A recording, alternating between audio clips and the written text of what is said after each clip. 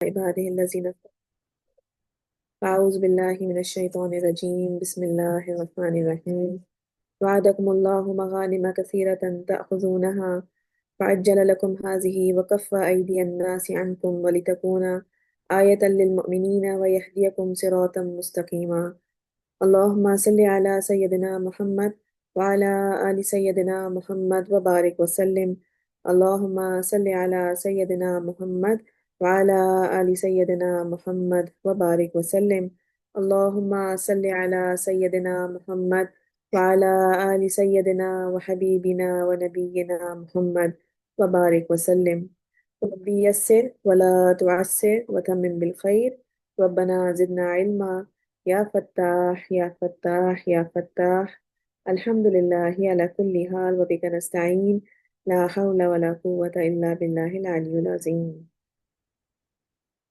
جی کیا حال ہے میرا اپنا عقیدت عقیدت آپ کی آج اسکول کا آف ہے الحمد للہ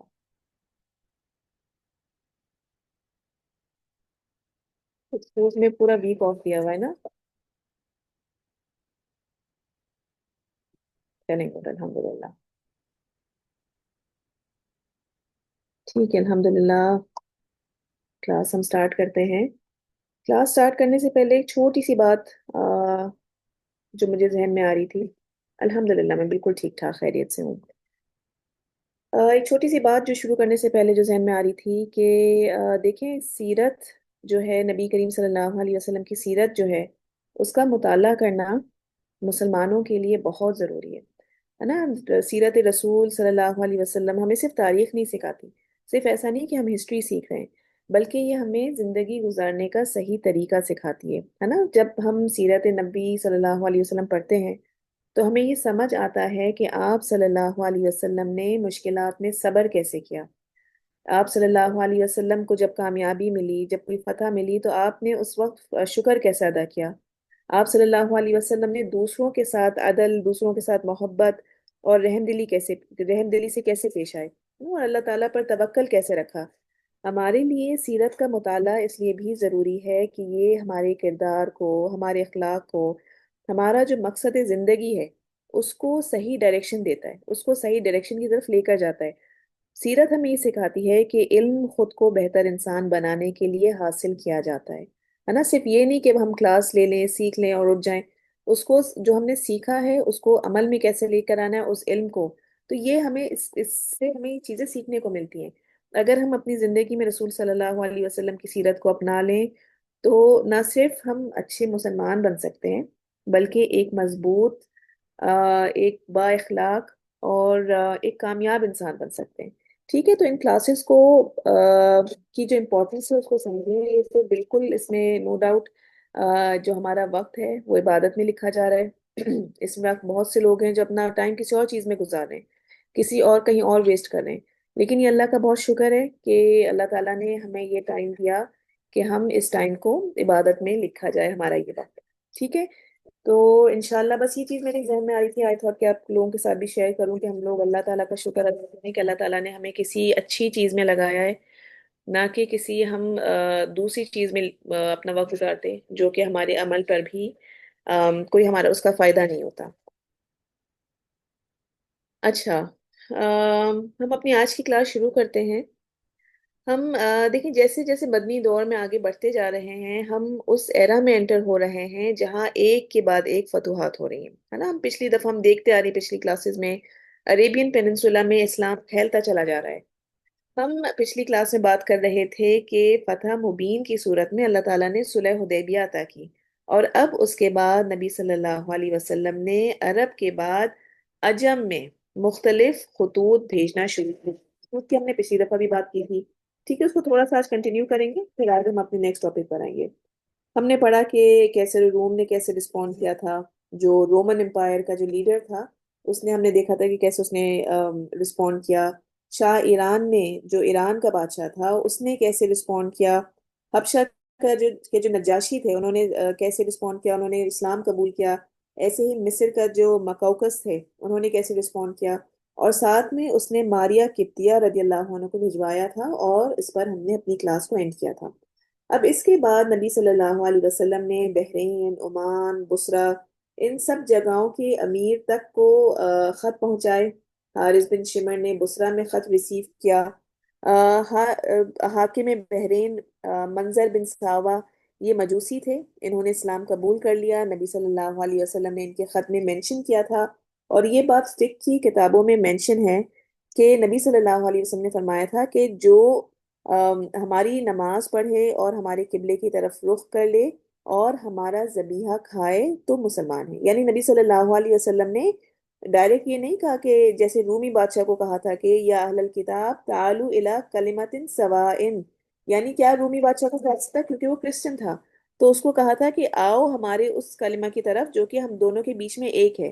لیکن کیونکہ یہ جو حاکم بحرین تھا یہ مجوسی تھا، تو اس سے یہ بات نہیں کی، اسے دین کی طرف اس کو سکھایا کہ تم نماز پڑھو، ہمارے دین کی طرف چیزوں کو مانو تو پھر تم مسلمان ہو جاؤ گے۔ ٹھیک ہے، تو بہرحال ڈفرینٹ طریقوں سے نبی صلی اللہ علیہ وسلم نے ڈفرینٹ بادشاہوں کو اپروچ کیا تھا۔ ام، شجاع بن وہاب رضی اللہ عنہ کو ان کے پاس بھجوایا تھا۔ جب انہوں نے اسلام قبول کیا تو نبی صلی اللہ علیہ وسلم نے ان کی سرداری کو قائم رکھا تھا، اور انہوں نے جواب میں خط لکھ کر نبی صلی اللہ علیہ وسلم سے پوچھا بھی تھا، نبی صلی اللہ علیہ وسلم سے تعریف بھی کی، اور نبی صلی اللہ علیہ وسلم کے ایمان کے فضائل سنائے۔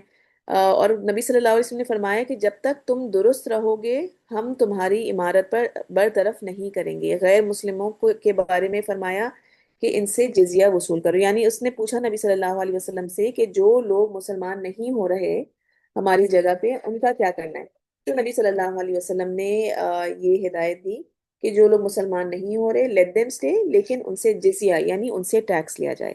ٹھیک ہے، پھر ایک اور جگہ تھی عرب میں، ایریا تھا یمامہ۔ جنگ یمامہ جو تھی ایک بہت مشہور جنگ ہوئی تھی نبی صلی اللہ علیہ وسلم کے بعد، جب مرتدین کے مسائل شروع ہوئے، اسی طرح مسیلمہ کذاب جو ہے وہ یہاں موجود تھا، ٹھیک ہے، اور اس نے نبوت کا دعویٰ کیا تھا، تو یہ وہ ایریا ہے یمامہ کے نام سے۔ تو بیسیکلی ابو بکر رضی اللہ عنہ نے پھر مسیلمہ کذاب کے اگینسٹ جنگ کی تھی۔ تو نبی صلی اللہ علیہ وسلم کے زمانے میں نبی صلی اللہ علیہ وسلم نے شاہ یمامہ کے پاس حضرت سلید کو بھیجا، اور یہ وہاں ریگولر بیسس پر جاتے تھے، پہلے ہی جاتے تھے۔ سلیت رضی اللہ عنہ بہت ایلوکوینٹ تھے، انہوں نے جا کر شاہ یمامہ جس کا نام حوزہ بن علی بن سمامہ تھا، تو اس سے فرمایا کہ اصل سردار وہ ہوتا ہے جسے ایمان کی دولت حاصل ہو اور وہ صاحب تقوی ہو۔ بہرحال اس نے بھی ان کا احترام کیا، جو گئے تھے صحابی، اور اس نے بھی اس نے اکرام کیا، لیکن اس نے اسلام قبول نہیں کیا، بلکہ اس نے ایک شرط رکھی۔ جو شاہ یمامہ تھا اس نے اکرام تو کیا میسنجر کا، لیکن صحابی کا اکرام کیا، لیکن ایک شرط رکھی، اس نے اسلام قبول نہیں کیا، اور اس نے شرط یہ رکھی کہ نبی صلی اللہ علیہ وسلم اپنی حکومت میں سے مجھے کچھ دیں، یعنی کچھ حصہ دیں۔ یعنی دیکھیں، بحرین کے لیڈر نے کوئی شرط نہیں رکھی تھی، اسلام قبول کیا، نبی صلی اللہ علیہ وسلم نے ان کے عہدے پر ان کو رہنے دیا، لیکن شاہ یمامہ نے فوراً حکومت میں حصے کی شرط رکھ دی۔ اس پر نبی صلی اللہ علیہ وسلم نے فرمایا کہ اسلام ملک گیری کا نام نہیں ہے، یعنی کہ آم، اور جواب میں یہ لکھا کہ آپ جو باتیں کہتے ہیں وہ نہایت اچھی ہیں، اگر نبی اپنی حکومت میں سے کچھ مجھے بھی حصہ دیں، یعنی کہ شاہ امامہ نے پوچھا، تو حضور صلی اللہ علیہ وسلم نے فرمایا کہ اسلام ملگری کا نام نہیں ہے، اس کی حوث کے لیے نہیں آیا، اور میں ہرگز ان کو ایک زمین کا ایک ٹکڑا بھی نہیں دوں گا۔ آم، بہرحال اس نے پھر اسلام قبول نہیں کیا، اور پھر اس پہ جب یہ نبی صلی اللہ علیہ وسلم کو جب یہ جواب بھی ملا تو نبی صلی اللہ علیہ وسلم نے پھر صحابہ کرام کو یہ ایک بات بھی بتائی کہ میرے بعد یمامہ سے ایک کذاب نکلے گا اور وہ بعد میں قتل کر دیا جائے گا، یعنی نبی صلی اللہ علیہ وسلم نے مسیلمہ کذاب کی پریڈکشن بھی کر دی تھی اسی وقت۔ حضرت سلیت کا آتا ہے کہ یہ بھی جنگ یمامہ میں ہی شہید کیے گئے، جو کہ وہاں پہ ان کو اسلام کی دعوت دینے گئے تھے۔ بہرحال یہ بعد میں جب جنگ یمامہ ہوئی تھی تو اس میں ہی شہید کیے گئے تھے۔ اس کے بعد فتح مکہ کے بعد عمان کے بادشاہ کو خط بھیجا، دو بھائی تھے، یعنی بادشاہ اور اس کا بھائی تھا، دونوں نے اسلام قبول کیا۔ تو بہرحال سیرت نگار کہتے ہیں کہ خطوط کا سلسلہ نبی صلی اللہ علیہ وسلم نے اپنی وصال تک جاری رکھا۔ اب ہم اوور آل 7 ہجری کے واقعات کو دیکھتے ہیں۔ اکثریت اس رائے پر ہیں کہ نبی صلی اللہ علیہ وسلم نے ذی الحج یا محرم کے بالکل شروع میں ہی خط بھیجنا شروع کیے تھے۔ کیا کیا ہوا اس میں؟ نجاشی کو خط بھیجا، مکوکس کو بھیجا۔ غزوہ خیبر ہوگی آج ہم انشاءاللہ غزوہ خیبر کو دیکھیں گے کہ کیا تھی غزوہ خیبر۔ بہت مشہور جنگ تھی۔ پھر اس کے بعد کچھ اور چیزیں ہیں وہ انشاءاللہ آج ہم کور کریں گے۔ غزوہ خیبر بیسیکلی کانکویسٹ آف خیبر کی ہم بات کریں گے، اور یہ ہوئی محرم کے شروع میں، یعنی 6 ذی الحج کو نبی صلی اللہ علیہ وسلم نے صلح حدیبیہ سے واپس آئے۔ ٹھیک ہے، صلح حدیبیہ ہوئی تھی 6 ذی الحج، اور 7 ذی الحج کو غزوہ خیبر ہوگی۔ آتے ہی خطوط روانہ کیے نبی صلی اللہ علیہ وسلم نے، اور اب اگلی چیز کے لیے ڈیسیجن لیا۔ خیبر کی ہم بات کریں گے ڈیٹیل میں، اور پھر اس کے بعد سیف البحر ہوا، اور پھر عمرۃ القضاء کے لیے نبی صلی اللہ علیہ وسلم جائیں گے۔ یہ ساری چیزیں چیزیں انشاءاللہ ہم آگے دیکھیں گے۔ ہم نے پڑھا تھا کہ نبی صلی اللہ علیہ وسلم مدینہ آئے، اور وہاں کے جو یہودی ٹرائبس تھیں ان کے ساتھ پیکٹ سائن ہوئے تھے، ہے نا، ان کے ساتھ معاہدے ہوئے تھے۔ یعنی بنو قینقاع کے ساتھ ہوا، بنو نذیر کے ساتھ ہوا، بنو قریظہ کے ساتھ ہوا۔ غزوہ خیبر کے بارے میں یہ ہے کہ محرم 7 ہجری میں نبی صلی اللہ علیہ وسلم نے اس کا ارادہ کیا، اور ساتھ میں خیبر کے علاوہ فدق اور تیماء، 2 3 جگہیں اور تھی، وادی القریٰ، یہ ساری جگہ ایسی تھیں جہاں پہ نبی صلی اللہ علیہ وسلم نے کانٹریکٹ کیے اور پھر ان کو وائپ آف کیا۔ یعنی یہاں تک کہ کہیں لڑائی نہیں ہوئی خیبر میں، ہم دیکھیں گے آگے کہ لڑائیاں نہیں ہوئی، کانٹریکٹ سائن ضرور ہوئے، اور آگے جا کے پھر کچھ مسئلے ہوں گے جس کی وجہ سے ان کو ختم کیا جائے گا۔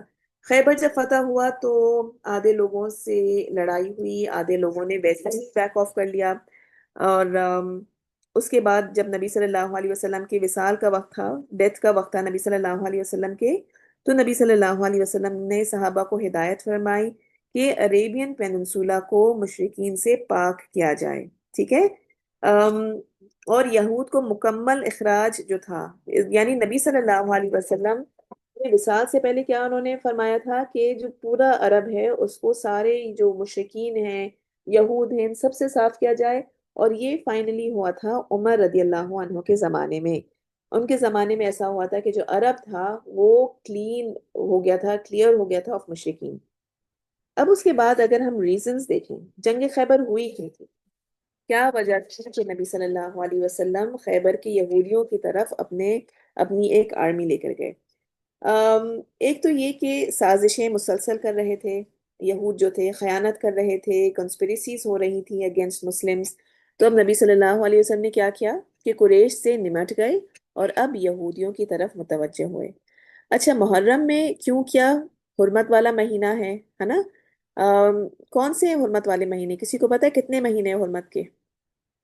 حرمت کے کون سے کتنے مہینے ہیں جس میں قتال جو ہے وہ کرنا منع ہے؟ جی بالکل، 4 مہینے ہیں حرمت کے، ٹھیک ہے؟ محرم، رجب، ذوالقعدہ اور ذوالحج۔ ٹھیک ہے، یہ 4 مہینے ہیں حرمت والے۔ اب بیسکلی یہ ساری پلاٹنگ اس حد تک ڈینجرس تھی جو خیبر کے جو یہود کر رہے تھے، کہ نبی صلی اللہ علیہ وسلم اس کو مزید اور زیادہ پرولونگ نہیں کرنا چاہ رہے تھے۔ ٹھیک ہے، تو فوراً ایکشن لینا چاہ رہے تھے، جس کی وجہ سے محرم کے مہینے میں نکلنا پڑا۔ دوسری چیز یہ، یہود کا اوور آل فوج کا جو مرکز تھا، 10,000 آرمی موجود تھی، ویپنز تھے، کھانے کا سامان اتنا تھا کہ وہ کہتے تھے کہ ہم سالوں سال آرام سے رہ سکتے ہیں۔ اللہ تعالیٰ نے نبی صلی اللہ علیہ وسلم کو جزیرہ عرب میں اسلام کے قیام کا حکم دیا، اور دوسرا یہ بھی کہ خیبر اللہ تعالیٰ نے صحابہ کرام کو بونس کے طور پہ دیا تھا، کہ جو صلح حدیبیہ کے لیے پہنچے تھے اپنی جان کی پرواہ کیے بغیر، نبی صلی اللہ علیہ وسلم کے ایک حکم پر نکلے، پھر بیعت رضوان کی، تو ان صحابہ کے لیے ایز اے گفٹ اللہ تعالیٰ نے خیبر کو رکھا تھا، تو ان کے لیے خاص انعام تھا۔ ٹھیک ہے، اچھا اب ہم بات کریں گے کہ بیسیکلی خیبر ہے کیا۔ خیبر، جو لفظ خیبر ہے، وہ عبرانی زبان میں قلعے کو، یعنی جو کاسل ہوتا ہے اس کو کہتے ہیں۔ ٹھیک ہے، یہ بیسیکلی بزدل قوم تھی، ہے اور رہے گی۔ یہودیوں کے بارے میں ہمیں پتہ ہے کہ بزدل قوم ہے۔ ان کے بارے میں آتا ہے کہ موت سے اس حد تک ڈرتے تھے اور ہیں کہ ان کے قلعوں کے آرکیٹیکٹس، یعنی اس زمانے کے جو قلعے تھے ان کے، وہ دیکھنے والے تھے۔ آتا ہے کہ ان کے قلعوں کے آرکیٹیکٹ پورے عریبین پیننسولا میں کہیں اور نہیں تھے، اتنے خاص قسم کے، اتنے پروٹیکٹڈ ان کے قلعے بنے ہوئے تھے۔ اچھا، خیبر مدینہ سے اراؤنڈ 170 کلومیٹر دور تھا. 40,000 ڈیٹ پام ٹریز یہاں موجود تھیں. 10,000 فائٹرز تھے. اوپر سے بنو نذیر جو مائگریٹ کر کے یہاں آئے اور وہ یہاں آباد ہو گئے تھے، وہ بھی پھر خیبر والوں سے مل گئے تھے. پھر ان کے قریب غطفان غطفان کا جو قبیلہ تھا، جو کہ ہم نے پڑھا تھا ان کے بارے میں جب ہم نے جنگ احزاب کی تھی، کہ کس طرح آسانی سے وہ بک گئے تھے، ہے نا. ان کے علاوہ ان کے ساتھ کافی یہود اور بستیاں موجود تھیں، جیسے یہ قرا، فدق، تیما. تو یہ سارے بہت ایک بڑا نمبر آف یہود تھا، جو کہ مسلمانوں کے لیے پرابلم کریٹ کرنے کی ان کی پوری تیاری ہو گئی تھی. جب نبی صلی اللہ علیہ وسلم نکلے تو ایسا نہیں تھا کہ سائلنٹلی نکلے. پتا ہے کہ وہاں منافق تھے مدینہ میں، لیکن نبی صلی اللہ علیہ وسلم نے کھل کر ان کے اوپر روب ڈالنے کے لیے اعلان کر کے نکلے، کیونکہ وی نو کہ وہ ڈرپونک لوگ ہیں، ہے نا. ہم نے دیکھا بنو قریظہ، بنو نذیر کیسے اپنے قلعوں میں بند ہو کر بیٹھ گئے تھے. فتنہ پھیلاتے تھے لیکن پھر اپنے آپ کو قلعوں میں محفوظ کر لیتے تھے. تو نبی صلی اللہ علیہ وسلم بتا کر نکلے تاکہ ان لوگوں پر روب طاری ہو. ہوا کیا، عبداللہ بن ابے نے پیغام بھیجا خیبر والوں کو کہ ہوشیار ہو جائیں، یہاں سے مسلمان آپ پر حملہ کرنے آ رہے ہیں. وہاں خیبر میں یہودیوں نے کیا کیا، بنو غطفان جو کہ بکے ہوئے جنگجو تھے، ان سے کہا کہ ہم خیبر کی کھجوریں دیں گے. جیسے پہلے بھی ایسے ہی کیا تھا یہودیوں نے، کہ ہم تمہیں کچھ نہ کچھ ان کو لالچ دیتے تھے اور وہ فوراً ساتھ مل جاتے تھے. تو غطفان والوں سے کہا کہ ہم تمہیں خیبر کی کھجوریں دیں گے، ہمیں اپنی 4,000 کی آرمی دے دو. اب نبی صلی اللہ علیہ وسلم اراؤنڈ 1400 سے 1800 لوگوں کو حدیبیہ ساتھ لے کر گئے تھے. اور نبی صلی اللہ علیہ وسلم کو آرڈر تھا اللہ تعالیٰ کی طرف سے تھا کہ انہی لوگوں کو خیبر لے کر جائیں جو کہ نبی صلی اللہ علیہ وسلم کے ساتھ حدیبیہ میں تھے. ایک منٹ پلیز.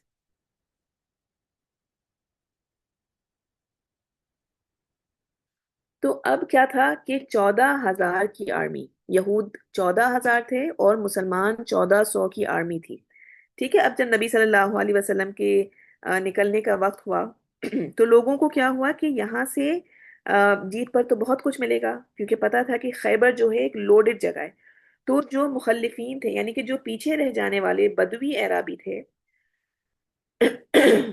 سوری، انہوں نے ریکویسٹ کرنا شروع کی کہ ہمیں بھی لے کر چلیں. یعنی جو لوگ حدیبیہ میں نہیں ساتھ گئے تھے، اب ان کو کیا ہوا کہ خیبر سے تو ہمیں بہت سامان غنیمت ملے گا، تو ہمیں بھی لے کر چلیں. منافقین جب ایسے ایسے کرنے لگے تو نبی صلی اللہ علیہ وسلم نے فرمایا کہ ٹھیک ہے، آپ لوگ چلنا چاہتے ہیں تو چلیں، لیکن مال غنیمت پر انہی کا رائٹ ہوگا جو حدیبیہ میں ساتھ گئے تھے. تو جن کو پوزیشن چاہیے، مال چاہیے، نبی صلی اللہ علیہ وسلم نے ان کو کلیئر کٹ میسج دے دیا کہ نیت درست ہوگی تو ہی چلیں، اللہ ہی کو راضی کرنا ہے، اس کی نیت ہے تو ساتھ چلیں، ورنہ آنے کی ضرورت نہیں ہے. خیبر کے راستے کے لیے نبی صلی اللہ علیہ وسلم نے گائیڈ کو ساتھ لیا، کیونکہ نبی صلی اللہ علیہ وسلم وہاں پہلے نہیں گئے تھے، پہلی بار گئے تھے. اور ایک صحابی تھے عامر بن اقو، جیسے حسان بن ثابت کی ہم نے بات شروع میں کی تھی کہ وہ شاعر تھے، ویسے ہی عامر رضی اللہ عنہ بہت ہی موٹیویٹنگ اشعار پڑھ رہے تھے. اور نبی صلی اللہ علیہ وسلم نے خوشی کا اظہار کرتے ہوئے نبی صلی اللہ علیہ وسلم نے دعا کی ورحم ہو، یعنی کہ یا اللہ ان کے اوپر رحم فرما دے. پھر اسی طرح صحابہ کرام جب رستے میں تھے، کہیں جاتے وقت کا آتا ہے، کہیں واپسی کے رستے کا آتا ہے، صحابہ کرام نے زور زور سے ذکر کرنا شروع کیا. اس پر نبی صلی اللہ علیہ وسلم نے فرمایا کہ اے لوگوں، اپنے اوپر رحم کرو، یعنی تھوڑا ٹون ڈاؤن کرو، ہلکے ہو جاؤ.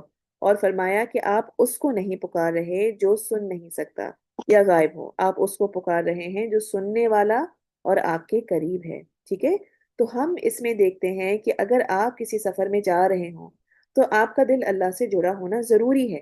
ہاں، لیکن یہ ہے کہ سب کے سب پورا کراؤڈ زور زور سے شروع کر دے تو ایک تو سفر کی مشقت ہوتی ہے، سفر کی محنت ہوتی ہے، پھر اپنے آپ کو تھکا لینا. تو ذکر ضرور کریں، اللہ تعالیٰ سے کنیکٹڈ رہیں، لیکن اپنے آپ کو تھکائیں. ایسا نہیں ہے کہ تیز آواز میں ہی ذکر کریں تو قبولیت ہے. اچھا، خیبر میں انٹری کے دو رستے تھے، ایک مدینہ سے سیدھا خیبر اور ایک شام کی طرف. ہم نے دیکھا آپ لوگوں کے میپ ہے، ایک آپ کی انڈرسٹینڈنگ کے لیے سامنے ایک میپ رکھا ہوا ہے، لگایا ہوا ہے. مدینہ یہ رہا نیچے. ٹھیک ہے. سوری، سب کو نظر آ رہا ہے؟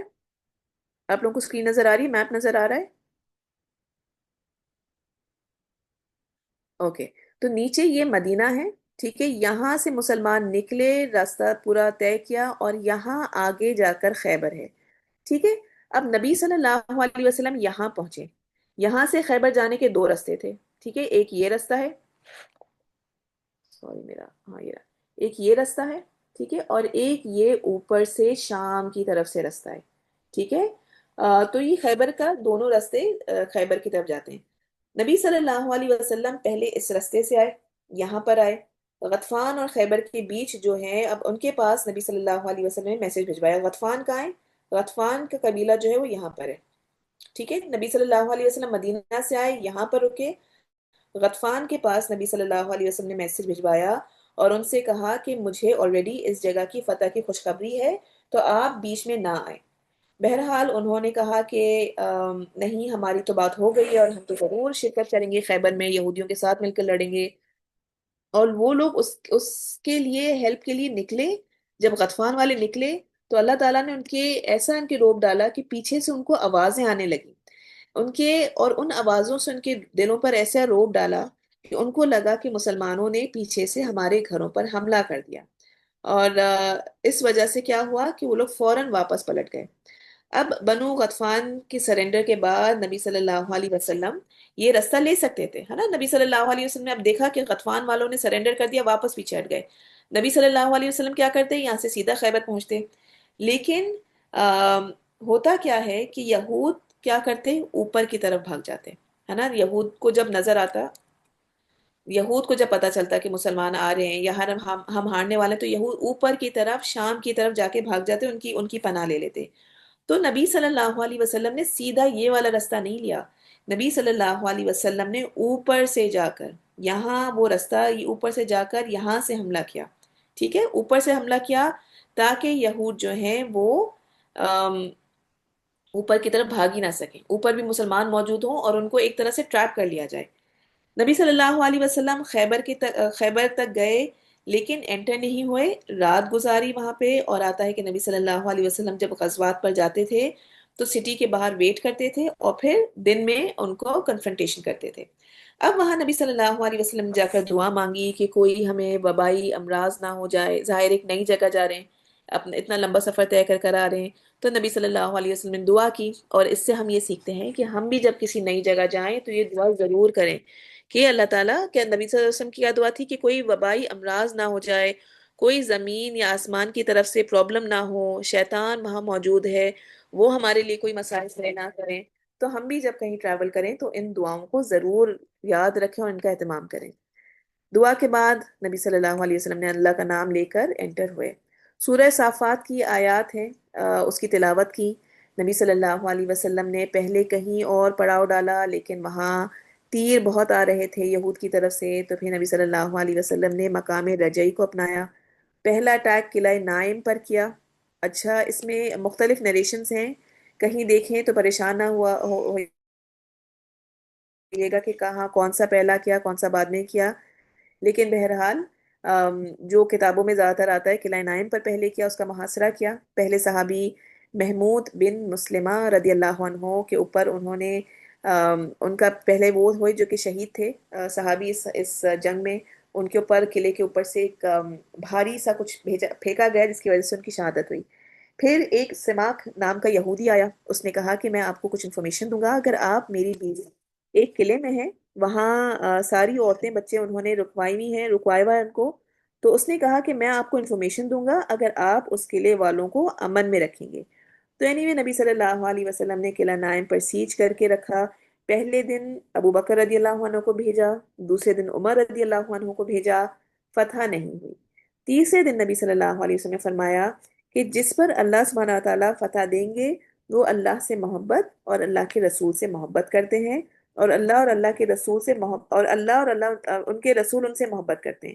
اب ایسی بات سن کر صحابہ کرام کے لیے رات گزارنا مشکل ہو گئی، یعنی حضرت عمر کا آتا ہے کہ کاش یہ بات میرے حق میں ہوتی، مطلب نبی صلی اللہ علیہ وسلم نے ایک پکی بات بتا دی کہ اللہ اور اللہ کے رسول ان سے محبت کرتے ہیں اور فتح ان کے ہاتھ ہوگی۔ اب سارے صحابہ بے چین تھے کہ کون ہے وہ، کن صحابی کا نام آئے گا۔ اگلے دن نبی صلی اللہ علیہ وسلم نے علی رضی اللہ عنہ کا نام لیا اور صحابہ بہت حیران تھے. کیوں حیران تھے؟ کیونکہ وہ مدینہ سے ویسے ہی لیٹ پہنچے تھے. حضرت علی کسی وجہ سے مدینہ سے لیٹ انہوں نے ان کو خیبر میں جوائن کیا. لیکن بہرحال نبی صلی اللہ علیہ وسلم نے ان کا نام لیا. ہم دیکھیں کہ حضرت علی کی کتنی کنٹریبیوشن ہے، اور ان کی محبت نبی صلی اللہ علیہ وسلم نے ان کی خود گواہی دی ہے نا. علی رضی اللہ عنہ کو جب نبی صلی اللہ علیہ وسلم نے بھیجا اور کہا کہ آپ چلتے چلے جائیں اور پلٹنا نہیں، ہاتھ میں ان کے جھنڈا پکڑایا اور اپنے لعاب مبارک سے ان کی آنکھ کو کیور کر دیا. کیونکہ حضرت علی کی آنکھ میں کچھ کہہ لیں کنجنکٹیوائٹس جیسا کچھ مسئلہ ہوا تھا. تو بہرحال نبی صلی اللہ علیہ وسلم نے اپنے لعاب ان کے آنکھ پہ لگایا، جس سے ان کی آنکھ بالکل ٹھیک ہو گئی. اب جب وہ آدھے راستے پہنچے تو ان کو ہوا کہ مجھے کرنا کیا ہے. یعنی نبی صلی اللہ علیہ وسلم نے ان کو جھنڈا پکڑا کے بھیجا تو وہ فوراً نکل پڑے. یہ تک نہیں پوچھا کہ کیا مجھے کرنا کیا ہے. بہرحال جب وہ آگے نکلے پہنچے تھوڑا آگے، تو ان کو ہوا کہ میں نبی صلی اللہ علیہ وسلم سے پوچھوں کہ ان کا مطلب مجھے کرنا کیا. عامر کا عمل باطل ہے، یہ بتا دیں دوبارہ. یہ انشاءاللہ سے بات کریں گے آگے، ابھی کرتی ہوں میں اس پہ. اچھا، تو بہرحال وہ اوبیڈینس کا ان کا لیول اتنا تھا کہ نبی صلی اللہ علیہ وسلم نے کیا کہا تھا کہ جب آپ نکلیں تو آپ پلٹنا نہیں. تو اوبیڈینس کا اتنا لیول اتنا تھا کہ آلدو انہوں نے پوچھا بھی نہیں تھا کیا کرنا ہے، لیکن وہ آگے بڑھے اور وہیں کھڑے ہو گئے. بغیر پلٹے انہوں نے پوچھا نبی صلی اللہ علیہ وسلم سے کہ یا رسول اللہ، میں وہاں جا کے میں کروں کیا؟ تو نبی صلی اللہ علیہ وسلم نے فرمایا کہ ٹکراؤ سے پہلے انہیں اسلام کی دعوت دینا. اور فرمایا کی قسم، اگر آپ کے ذریعے اللہ نے کسی ایک شخص کو راہ راست پر لے آئے تو وہ آپ کے لیے سرخ اونٹوں سے بہتر ہوگا. ٹھیک ہے، نبی صلی اللہ علیہ وسلم نے اصل جہاد کی فلسفی بتائی کہ ہمارا مقصد قتل کرنا یا غلام بنانا نہیں ہے، بلکہ اللہ کا کلمہ اونچا کرنا ہے، لوگوں کو اللہ سے جوڑنا ہے، اسلام پھیلانا ہے. اب جب نائم قلعے تک پہنچے تو سب سے پہلے ان کا ایک پہلوان تھا مرحب، بہت سٹرونگ تھا. وہ نکلا، اس نے شعر پڑھا. اس کے انکاؤنٹر کے لیے عامر بن عقو اسی کا پوچھ رہی نا ندا آپ؟ انشاءاللہ بھی ان کے بارے میں ہم کر رہے ہیں. عامر بن عقو جو تھے، جو کہ جن کو شاعری کے لیے نبی صلی اللہ علیہ وسلم جو کر رہے تھے، اور نبی صلی اللہ علیہ وسلم نے ان کی تعریف بھی کی تھی، ان کی شاعری کی. تو اب یہ جو پہلوان نکلا نائم قلعے سے، اس سے لڑنے کے لیے نبی صلی اللہ علیہ وسلم نے عامر بن عقو کو بھیجا. اتفاق ایسا ہوا کہ انہیں اپنی ہی تلوار سے کچھ ایسا ہوا کہ ان کی تلوار انہی کو لگ گئی اور پاؤں سے ایسی بلیڈنگ ہوئی جس کی وجہ سے ان کی شہادت ہو گئی. یعنی عامر بن عقو جو تھے وہ آگے بڑھے، لیکن ان کی اپنی تلوار کی وجہ سے خود ہی ان کی شہادت ہو گئی. اب صحابہ میں بات ہونا شروع ہو گئی. واپسی کا موسٹ پروبیبلی آتا ہے کہ وسپرنگ شروع ہو گئی، ایک نجوہ شروع ہو گئی کہ عامر کا عمل جو ہے وہ باطل ہو گیا. یعنی خود ہی اپنی تلوار سے لگ گئی تو یہ شہادت نہیں کہلائی جائے گی. اس پر نبی صلی اللہ علیہ وسلم نے فرمایا کہ جس نے بھی ایسی بات کی اس نے جھوٹ بولا، اور فرمایا بلکہ ان کے لیے تو ڈبل اجر ہے. تو وہ ایک تو وہ مقابلے کے لیے آگے بڑھے، سب سے پہلے آگے بڑھے، یعنی ان کا عمل باطل نہیں ہوا. ٹھیک ہے، سب سے پہلے جانے والے تھے. ایک تو یہ ان کا اجر ہے، دوسرا یہ ہے کہ وہ شہید بھی ہوئے. تو ایسا نہیں کہ ہم ابھی بھی دیکھتے ہیں کسی کا جہاز کراش ہو گیا تو فوراً ذہن میں آتا ہے کہ پتہ نہیں کس طرح کی موت مرائے، کیا پتہ اللہ تعالیٰ سے ناراض ہوں، کوئی کسی کی موت ایسی ہو جائے. تو ہم یہاں پہ یہ چیز سیکھتے ہیں کہ اولدو حضرت عامر جو ہیں وہ لڑے بغیر، اس سے لڑے بغیر ہی ان کی شہادت ہو گئی اور اپنی ہی تلوار سے ہوئی. لیکن نبی صلی اللہ علیہ وسلم نے کیا تربیت فرمائی کہ وہ شہید ہی ہیں. ٹھیک ہے، اور ان کے لیے ڈبل اجر ہے، ایک تو وہ آگے بڑھے، دوسرا یہ کہ ان کی شہادت ہوئی. ٹھیک ہے ندا؟ اچھا، حضرت علی کو اللہ تعالیٰ نے جب نبی صلی اللہ علیہ وسلم نے ان کو بھیجا تو اللہ تعالیٰ نے حضرت علی کو وکٹری دی، ان کے ہاتھوں فتح ہوئی. قلعہ نائم فتح ہوا، اس کے بعد قلعہ زبیر بہت اونچا تھا، ایک کے بعد ایک سارے قلعوں پر مسلمانوں کی فتوحات ہو گئیں. اور قلعہ زبیر اس کو کیوں نام دیا گیا؟ کیونکہ وہ بعد میں زبیر رضی اللہ عنہ کو دے دیا گیا تھا. ایک قلعہ تھا جہاں یہودیوں کے کھانے کا سامان تھا، صحابہ کرام کو بہت بھوک تھی، انہوں نے گدھے ذبح کیے تو نبی صلی اللہ علیہ وسلم نے گدھوں کو حرام قرار دیا. اور اسی وقت سے گدھوں کی حرمت اسٹیبلش ہوتی ہے. ٹھیک ہے، یہی وہ وقت تھا کہ جب یہی وہ وقت تھا کہ جب گدھے جو ہیں وہ اسلام میں جن کی حرمت آئی، ٹھیک ہے۔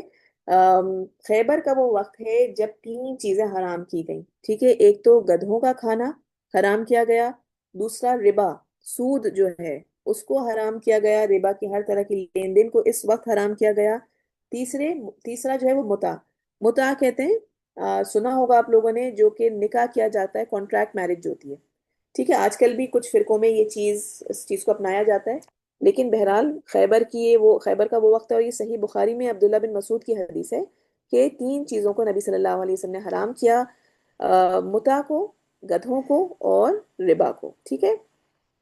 اچھا، بہرحال یہود کے ساتھ یہ ہوا کہ ایک حصے پر حملہ کیا، دوسرا حصہ خود ہی فتح ہوا، کچھ جگہ پر ہلکا پھلکا انکاؤنٹر ہوا، شروع کے 3-4 کلو میں لڑائی ہوئی اور اگلے سب نے سرنڈر کر دیا۔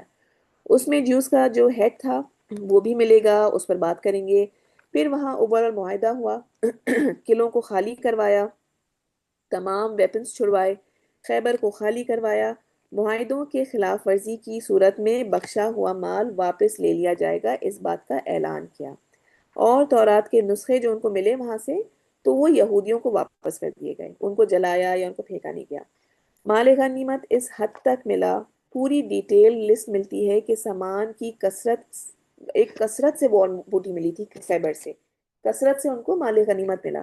ابن عمر رضی اللہ عنہ کی حدیث ہے کہ ہم آسودہ نہ ہوئے، یعنی ہم خوشحال نہ ہوئے تھے کہ جب تک خیبر فتح ہوا۔ اب جب صحابہ کرام کو مال ملا اور مال سامنے آیا، اس وقت نبی صلی اللہ علیہ وسلم نے ان کی ایک اور تربیت کی۔ یعنی نبی صلی اللہ علیہ وسلم صرف سفر میں جنگ کے لیے یا لڑنے کے لیے نہیں نکلتے تھے، مسلسل جہاں جہاں موقع ہوتا تھا وہاں پہ صحابہ کرام کی تربیت کرتے رہتے تھے۔ اور یہ جو تربیت ہم جن کے بارے میں پڑھتے بھی ہیں نا، یہ سب ہمارے لیے بھی ہے نا، کہ اور اس وقت یہ ہوا کہ مال جب ڈسٹریبیوٹ ہوتے وقت ایک صحابی، انہوں نے اس سے ایک رومال لے لیا اپنے سر کو کور کرنے کے لیے، رومال لیا اور وہ گھر چلے گئے، اور پھر بعد میں واپس لے آئے۔ نبی صلی اللہ علیہ وسلم نے اس بات پر بہت سختی کی۔ دیکھیں، بہت بڑی تعداد میں مال غنیمت آیا، اب اصل امتحان ہے۔ نبی صلی اللہ علیہ وسلم نے اس کی وقت کریکشن فرمائی۔ نبی صلی اللہ علیہ وسلم نے کیا فرمایا کہ جماعت کا مال غنیمت کے بارے میں ان کو وعید کیا دی، کہ رسول اکرم صلی اللہ علیہ وسلم کا ایک آزاد غلام تھا، مدم جس کا نام تھا، اس کو تیر لگا جس سے وہ شہید ہو گیا۔ اس وقت وہ آپ صلی اللہ علیہ وسلم کی اونٹ کا جو کجاوا ہوتا ہے نا، اونٹ کے اوپر جو کیریج ہوتا ہے، اس کو اتارا تھا۔ اب صحابہ کرام نے جب یہ دیکھا تو پھر اگین ظاہری چیز پہ ان کو کیا لگا کہ یہ اس کو تو اب جنت مبارک ہے، یعنی کہ وہ اتنا بڑا کام کر رہا تھا، جنگ کے لڑنے کے لیے نکلا تھا اور اسی میں وہ شہید ہو گیا، تو فوراً ان کے منہ سے کیا نکلا کہ اس کو جنت مبارک ہو۔ اس پر نبی صلی اللہ علیہ وسلم نے فرمایا، ہرگز نہیں، قسم اس ذات کی جس کے ہاتھ میں میری جان ہے، وہ چادر جو اس نے خیبر کی غنیمت میں تقسیم سے پہلے ہی اٹھا لی تھی، آگ بن کر اس پر بھڑک رہی ہے۔ یہ بخاری کی حدیث ہے۔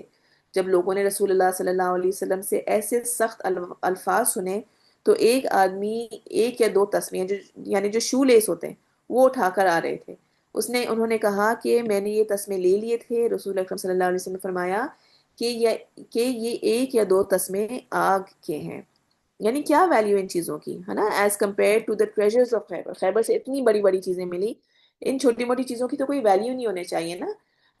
جس کے بعد حضرت عائشہ کی حدیث آتی ہے کہ خیبر کے بعد ہمیں پیٹ بھر کر کھانے کو ملا، یعنی اتنا خیبر سے ملا۔ اور حقیقت ہے، دیکھیں، اپنا مال ہے، جیسا یوز کرنا چاہیں کریں، لیکن اجتماعی مال کے بارے میں ایکسٹریملی سینسیٹیو ہوں۔ کسی بھی چیز کوئی کہیں سے کوئی بچی بھی ملتی ہے، ہر کوئی اگر پیسے ملا کے کچھ لا رہا ہے، تو وہ اس پہ یہ نہ سمجھیں کہ وہ آپ کی ہے، ٹھیک ہے۔ اگر وہ سب کی مال، ایک گروپ کا مال ہے، گروپ کا سامان ہے، کسی آفس کا سامان ہے، ٹھیک ہے، اجتماعیت کا سامان ہے، بغیر پوچھے ایکسٹرا لینا یا ڈسٹریبیوٹ خود کر لینا، یہ جائز نہیں۔ سب کی رضامندی کے ساتھ، سب کو اطلاع کرنے کے بعد وہ چیز لیکن ایسا سمجھیں کہ چھوٹی سی چیز ہے، میں رکھ لیتا ہوں، میں کھا لیتی ہوں، تو یہ چیزیں جائز نہیں ہے، ٹھیک ہے، چاہے وہ چھوٹی سی ہی چیز کیوں نہ ہو۔ اگر ہم سے ایسی کوئی چیز کبھی ہو بھی گئی ہو تو پلیز توبہ بھی کریں، اور ایٹ لیسٹ اتنے مال کا صدقہ بھی کریں۔ کہیں پر کوئی بھی خیانت اگر کبھی بھی اس طرف سے نہیں ہو جس کو آپ واپس اب نہیں کر سکتے وہ چیز، تو اس کے مالی حساب سے اس کو اس کا صدقہ کر دیں. ٹھیک ہے. اچھا. مارکے کے بعد کیا ہوا؟ میں ٹھہرنے کی اجازت یہود ان کا پاس آئے نبی صلی اللہ علیہ وسلم کے پاس اور کہا کہ خیبر میں ہمیں ٹھہرنے کی اجازت دیں. ہم اجرت پر کام کریں گے، یعنی کہ آپ ہمیں رہنے دیں، ہم یہاں پہ کام کریں گے، آدھا دیں گے آپ کو اور آدھا ہم خود رکھیں گے. معاہدہ ہوا اس پر. معاہدے کے بعد کنانا بن ابی الحقیق اس نے دھوکہ دیا اور اس کا قتل ہوا. نبی صلی اللہ علیہ وسلم نے اس کو قتل کروایا. پھر اس کے بعد حضرت صفیہ اس کی وائف تھی کنانا بن ابی الحقیق کی. حضرت صفیہ کون ہے؟ حضرت صفیہ کون ہے؟ کون بتائے گا جلدی سے مجھے؟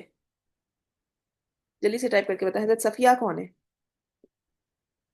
اس کی کنانا بن ابی الحقیق کی وہ وائف تھی. ٹھیک ہے. ام المومنین ہے حضرت صفیہ. حضرت صفیہ بن ہویئی ام المومنین کی ہیں. ٹھیک ہے. یہاں پر خیبر میں تھی وہ. ان کے ہسبینڈ کنانا بن ابی الحقیق کو قتل کیا گیا. اس کے بعد بہرحال وہ غلام بنا کے لے کر آئی تھی، باندی بنا کر. آگے ان سے انشاءاللہ ان کے بارے میں ہم بات کرتے ہیں ابھی. اس کے بعد خیبر میں شہادتیں 15 ہوئیں مسلمانوں کی. ہلاکتیں جو کفار تھے 93 مارے گئے. جعفر بن نبی طالب رضی اللہ عنہ، یہ ہم نے بات کی تھی شروع میں جب ہم نے ہجرت حبشہ کی بات کی تھی. اگین گمان میرا یہی انشاءاللہ آپ لوگوں کو یاد ہوگا کہ جعفر بن ابی طالب وہ تھے جو کہ لیڈر تھے ہجرت حبشہ کے. ٹھیک ہے. وہ پورے گروپ کو لے کر گئے تھے نجاشی کے سامنے، انہوں نے اپنی بات رکھی تھی. اب وہ وقت ہے اتنے سالوں بعد کہ جعفر رضی اللہ عنہ واپس آ کر نبی صلی اللہ علیہ وسلم سے ملیں گے خیبر پر. اس کے علاوہ بہت مشہور صحابہ کرام جو ہیں ابو موسیٰ الاشعری، ابو ہریرہ رضی اللہ عنہ، یہ بھی خیبر آئیں گے. اسلام قبول کیا تھا ابو ہریرہ نے اس وقت، اور پھر یہ بھی خیبر آ کے نبی صلی اللہ علیہ وسلم سے ملیں گے. جب نبی صلی اللہ علیہ وسلم خیبر میں تھے تو ابو ہریرہ جو ہیں وہ خیبر پہنچے. وہاں جنہیں نبی صلی اللہ علیہ وسلم نے امیر بنا کرائے تھے، ان کے پیچھے ابو ہریرہ نے نماز پڑھی اور اس کے بعد نبی صلی اللہ علیہ وسلم سے آ کر ملاقات کی. پھر نبی صلی اللہ علیہ وسلم کے ساتھ بکری میں زہر ملانے کا واقعہ خیبر میں یہاں پر ہوا تھا. ٹھیک ہے. آپ لوگوں نے یہ واقعہ سنا ہوگا یقیناً.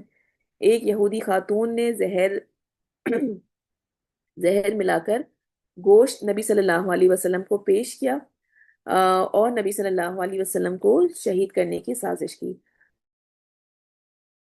آپ سے ایک لقمہ منہ میں ڈالا تو آپ صلی اللہ علیہ وسلم کو فوراً احساس ہو گیا کہ اس کھانے میں زہر ملا ہوا ہے. اس یہودی خاتون کو بلایا گیا. اس نے یہ کہا اور اس نے اقرار کیا کہ ہاں میں نے واقعی اس گوشت میں زہر ملایا تھا.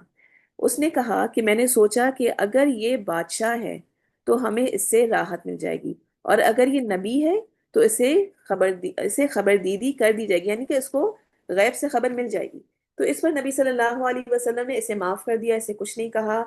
پھر ہوا کیا کہ ایک صحابی جو تھے جنہوں نے نبی صلی اللہ علیہ وسلم کے ساتھ یہ گوشت کھایا تھا، تو وہ صحابی اس گوشت کھانے کی وجہ سے شہید ہوئے، اور اس شہادت کی وجہ سے اس عورت کا قصاص کیا گیا، یعنی کہ اس عورت کو قتل کیا گیا. ٹھیک ہے. تو یہ وہ وقت ہے، یہ وہ واقعہ ہے کہ جب نبی صلی اللہ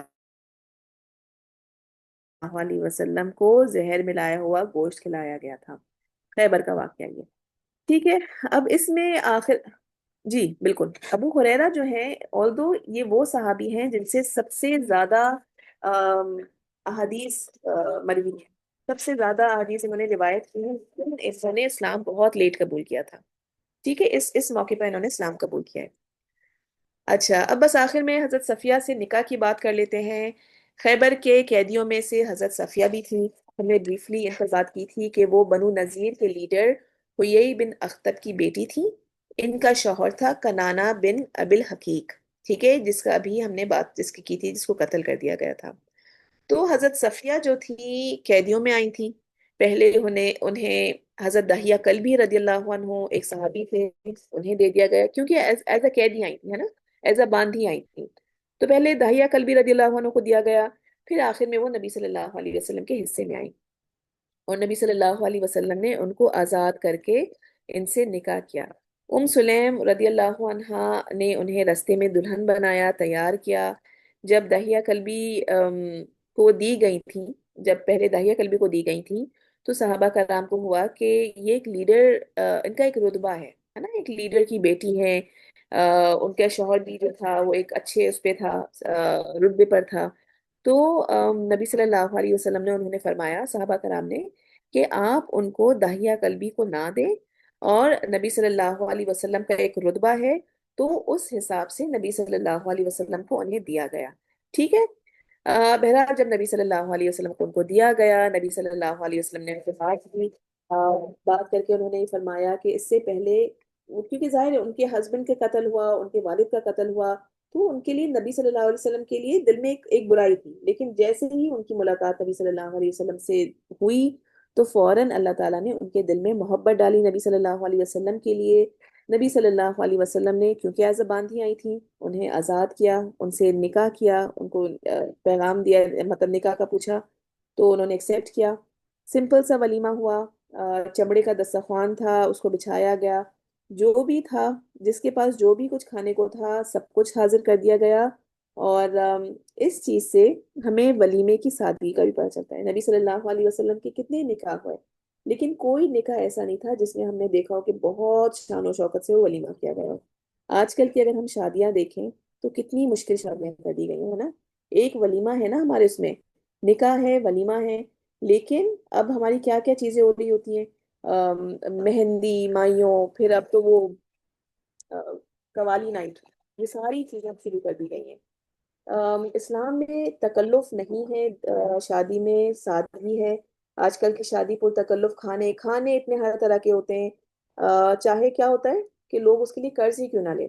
बहुत सी जगहों पे कर्ज लिया जा रहा होता है, लोन लिया जा रहा होता है, प्रॉपर्टी बेची जा रही होती है कि शादी जो है हम शानो शौकत से करें। लेकिन ये चीज़ देखें कि इस्लाम इसको एक्सेप्ट नहीं करता। इस्लाम के लिए ये सारी गैर इस्लामी रस्में हैं। ठीक है, इन चीज़ों को अवॉइड करें। एक तो खुद अपने घरों में अवॉइड करें, जब हमारे बच्चों की, हमारे बहन भाइयों की शादियां हो तो इन चीजों को खत्म करने की कोशिश करें। दूसरा ये कि हमारे अगर इर्द गिर्द भी हो ये चीजें, तो हमें क्या होता है कि हम जाते सिर्फ इसलिए कि लोग बुरा ना मान जाएं। लोग क्या कहेंगे कि अगर हम गए नहीं, है ना। लेकिन ये देखें कि जो चीज इस्लाम के अगेंस्ट है, अगर हम उसका हिस्सा बन रहे हैं, तो ये हमारे लिए भी इसमें पूछ है। लोगों को समझाने की कोशिश करें, ना जाने की कोशिश करें, इन चीजों से दूर रहने की कोशिश करें। अब इसके बाद उल्मा फरमाते हैं कि जिहाद मुसलमानों की मईशत में तरक्की का सबसे बड़ा जरिया है।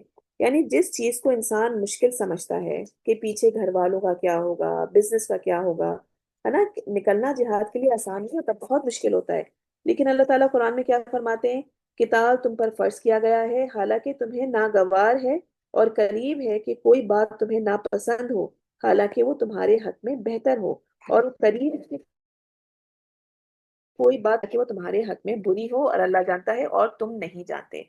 यानी इससे हमें ये भी पता चलता है कि बहुत सारी चीजें ऐसी होती हैं जो हमें लगता है कि हमारे लिए अच्छा है, उसमें सिर्फ पॉजिटिविटी नजर आ रही होती है उस चीज में, लेकिन वो हमारे हक में नहीं हो पाती।